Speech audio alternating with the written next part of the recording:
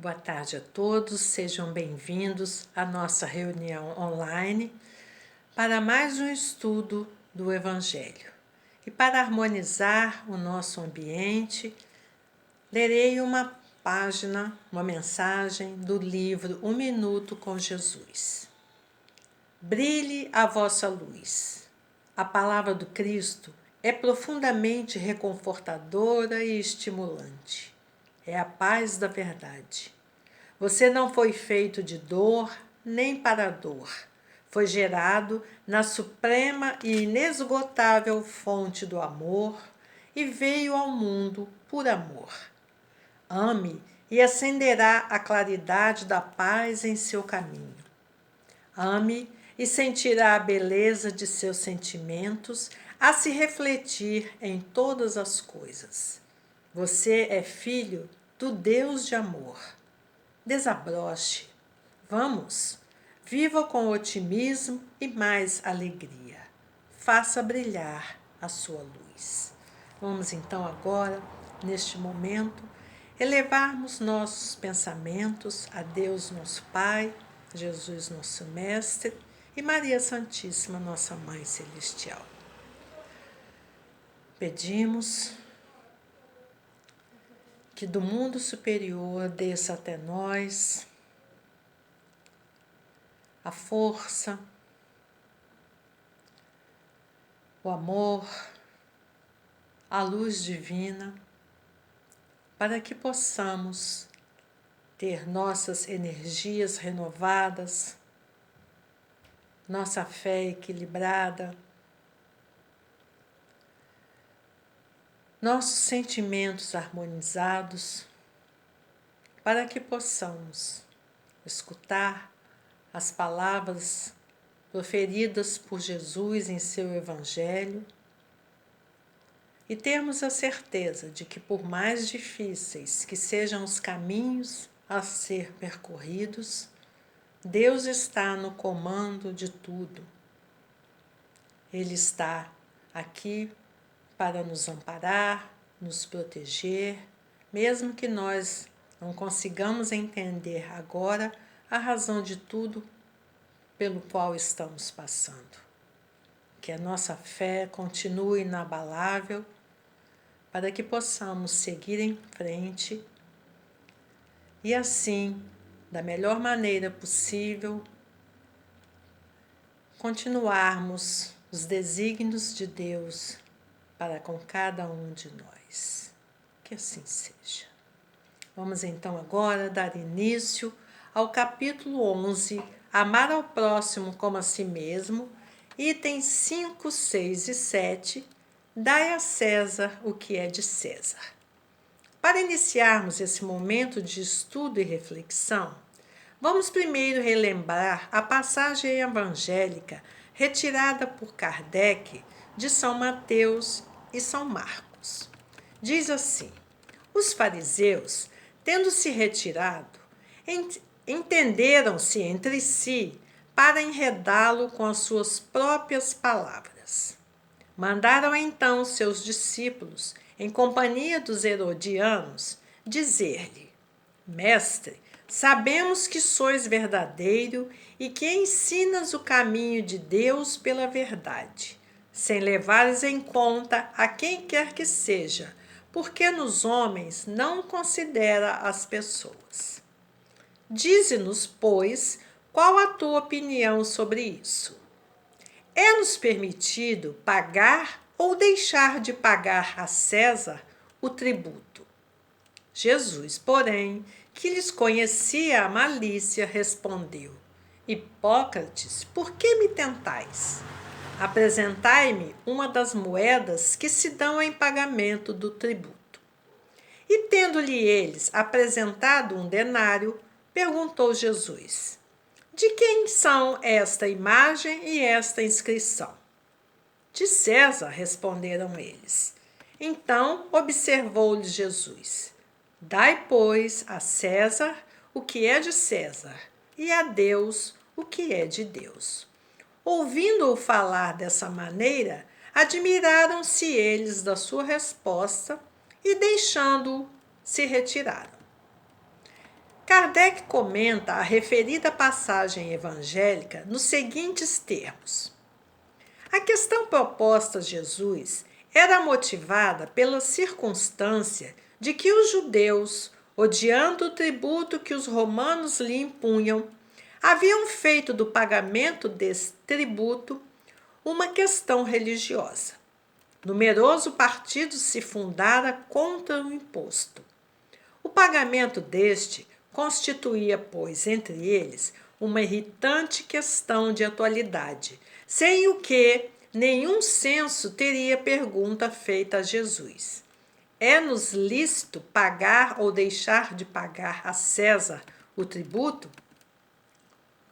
Havia nessa pergunta uma armadilha. Contavam os que a formularam poder, conforme a resposta, estimular contra ele a autoridade romana ou os judeus dissidentes. Mas Jesus, que lhes conhecia a malícia, contornou a dificuldade, dando-lhes uma lição de justiça com o dizer que a cada um seja dado o que lhe é devido. Se Jesus apoiasse o tributo imperial, ficaria exposto ao ódio dos seus compatriotas, que viviam sob a extorsão romana e em grande sofrimento pelas violências e imposições cometidas. Por outro lado, se não apoiasse, seria denunciado aos romanos como revolucionário e agitador do povo judeu, algo que era tido subversivo e assim severamente punido pelos romanos. A princípio, podemos pensar tratar-se de uma questão aparentemente financeira, mas ela foi sabiamente inserida por Kardec em O Evangelho segundo o Espiritismo, no capítulo 11, que trata da máxima amar o próximo como a si mesmo. Reflitamos por um instante sobre a passagem, analisando primeiramente a postura dos fariseus. Estes, incomodados com a verdade que Jesus ensinava e que os estimulava à mudança íntima, buscaram comprometê-lo, colocando-o numa situação delicada. Pois se Jesus dissesse para não pagarem o tributo a César, seria preso pelos herodianos presentes. Mas, se dissesse para que pagassem o tributo, aguçaria a ira dos judeus. Buscavam, portanto, de maneira suspeita, condenar Jesus para resolver os seus problemas internos. Neste momento, só pensavam em si, não importando o que aconteceria a Jesus. No dia a dia de nossas vidas, muitas pessoas, ou por inveja, ou por orgulho, ou por egoísmo, ao se depararem com alguém que os incomoda e que acham que essa pessoa é superior a eles, buscam colocar esse alguém em situações embaraçosas para o denegrir, instituindo o chamado bode expiatório. E isso pode acontecer nas mais diversas situações de relacionamento. A reflexão é válida, pois não raro podemos estar envolvidos nessas situações, ora como vítimas, ora como algozes desse processo infeliz. Sempre que nos reconheçamos carrascos, tenhamos a coragem de refazer a nossa postura, evitando descontentamentos maiores e buscando superar os sentimentos que nos levaram a uma atitude tão infeliz e transformando o orgulho, o egoísmo, a inveja em verdadeiro amor ao próximo. Jesus reconhece a malícia, a astúcia, a hipocrisia daqueles fariseus quando declara: hipócritas, por que me tentais?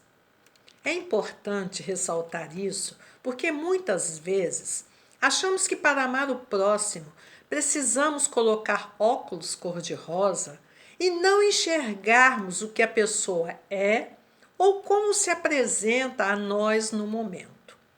Porém, se nos negarmos a vê-la e a ouvir a sua mensagem, ainda que desagradável para nós, muito pouco ou nada poderemos contribuir para o seu crescimento e na construção de um relacionamento saudável e verdadeiro.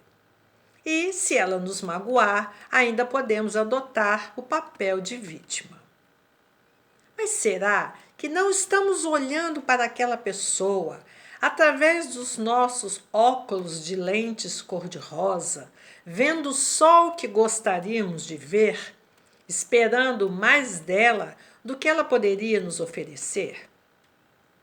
Será que por estarmos envolvidos emocionalmente, não estamos vendo somente as qualidades, esquecendo que ainda possuímos os dois lados, o bom e o mal, as qualidades e as limitações?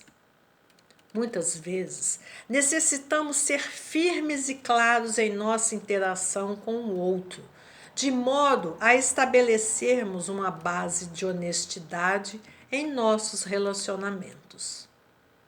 Quando Jesus diz: "Dai a César o que é de César", oferece àqueles espíritos um convite para a transformação, pela reflexão que poderiam fazer sobre a postura que escolheram adotar naquele momento.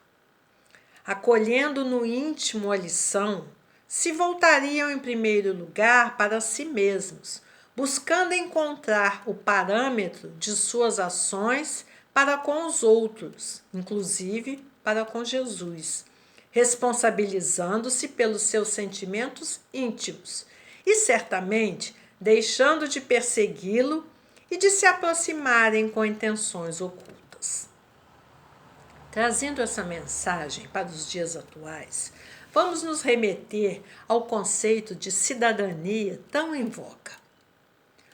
O cidadão é aquele que reivindica e vive os seus direitos tanto quanto vive e cumpre os seus deveres, garantindo igualdade aos outros. E por outros, entenda-se tanto as pessoas, parente, amigo, inimigo, etc., quanto as instituições e instâncias da vida social, governos, empresas, casa espírita, sociedade, etc. Ainda quando o outro não cumpra suas obrigações e o cidadão se veja prejudicado por isso, não deixa de cumprir os seus deveres, zelando para não causar nenhum prejuízo moral ou material a alguém, já que o seu modelo de ação não é mais o comportamento externo do outro, mas os valores internos que ele alimenta. O dia em que todas as pessoas se pautarem por essa máxima, o amor ao próximo estará sendo vivido plenamente, em todas as instâncias da vida, e a Terra será um lugar de crescimento profundo e constante pela mútua ajuda que todos nos daremos. Viver em harmonia com nossos irmãos. Essa é a nossa grande meta. A posição espírita é a do auxílio constante.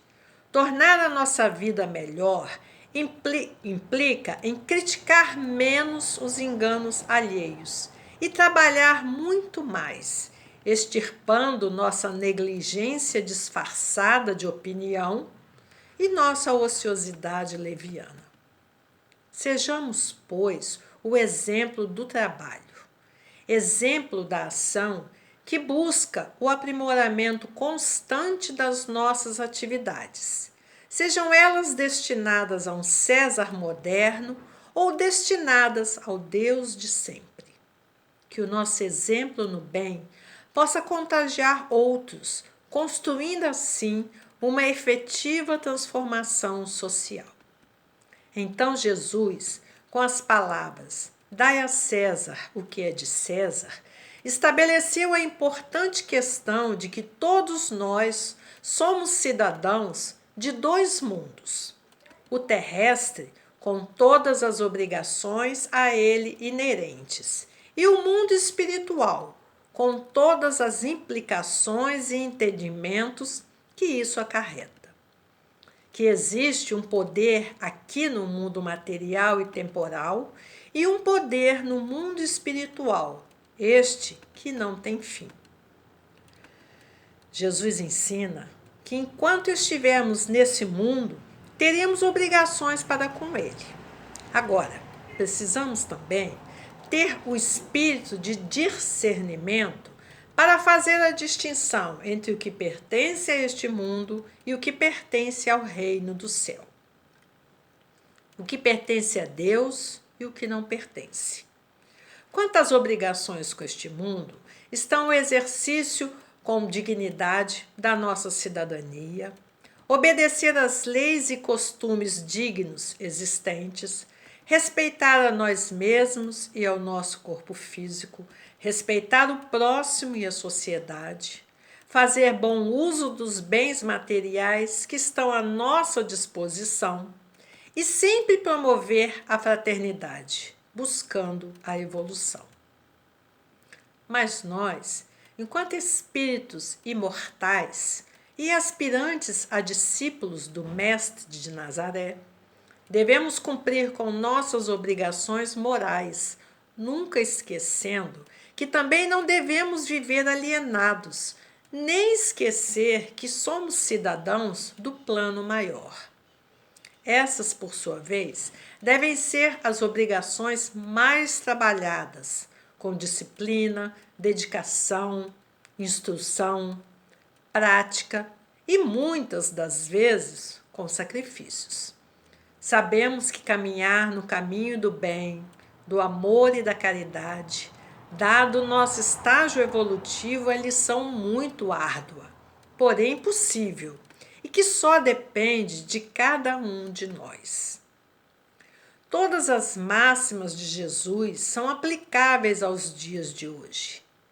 As mensagens de Jesus, da maneira que foram estruturadas, como parábolas, nos permitem várias aplicações a depender do momento.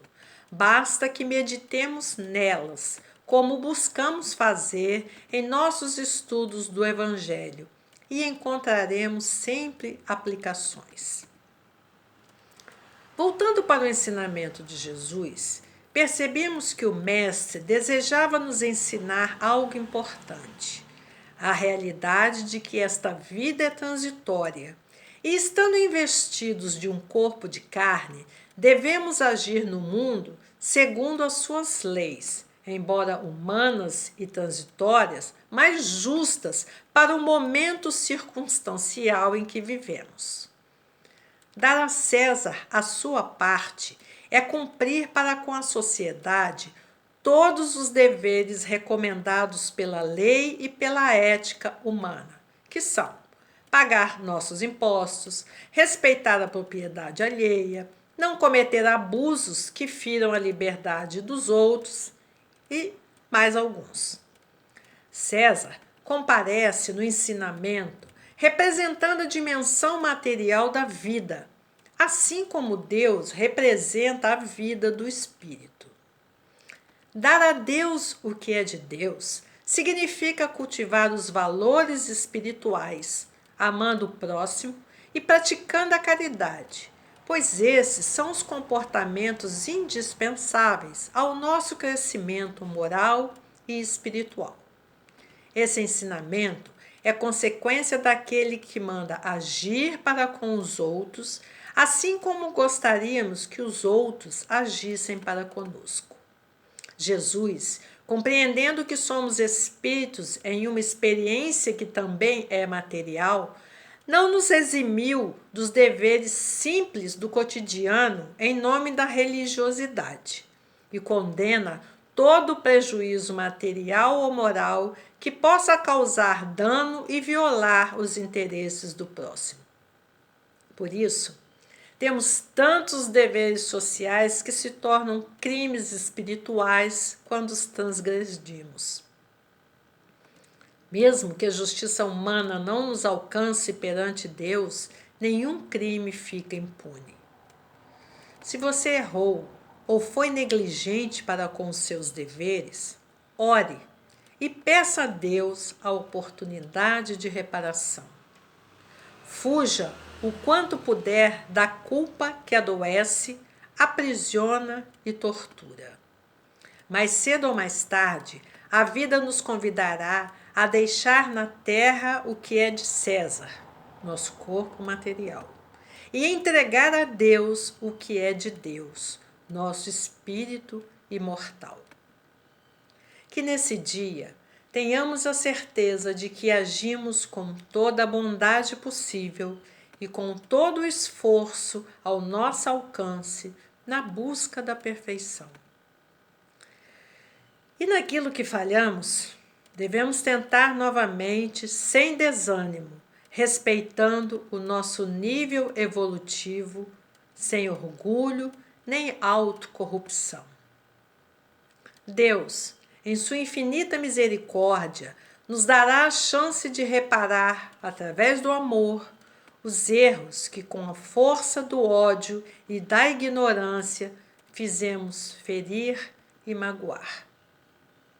O segredo da felicidade envolve toda a filosofia, toda a religião, toda a ética e toda a ciência. O segredo da felicidade é amor. Então, meus irmãos, amemos primeiramente a nós mesmos e depois ao nosso próximo. E assim damos por encerrada mais esse estudo do Evangelho. Vamos então agora elevar nossos pensamentos a Deus e fazermos nossos agradecimentos. Queremos agradecer à espiritualidade superior, a oportunidade de aqui estarmos, ouvindo as palavras e os ensinamentos de Jesus através do seu Evangelho. Queremos agradecer pelo fato de podermos estar vivos, com saúde, mesmo estando alguns de nós longe de nossos familiares, mas que possamos alcançá-los através das nossas orações, dos nossos pensamentos positivos e das nossas boas vibrações. Que nossas vibrações de energia e de amor ao próximo alcancem a todos aqueles que estão nos hospitais, nas penitenciárias, vagando pelas ruas, e principalmente aqueles que estão trabalhando para ajudar o irmão a superar esses momentos difíceis nos leitos dos hospitais e separados de suas famílias. Com muita gratidão, pedimos a Deus que continue nos amparando, nos fortalecendo, para que assim também possamos amparar o nosso próximo, aquele que nos procura, querendo nos falar sobre suas angústias, sobre suas ansiedades. Que nós sejamos esse ouvido amigo e que possamos, mesmo que virtualmente, amparar, proteger e acolher a todos os nossos irmãos. Que assim seja. Muito obrigada a todos, uma boa tarde.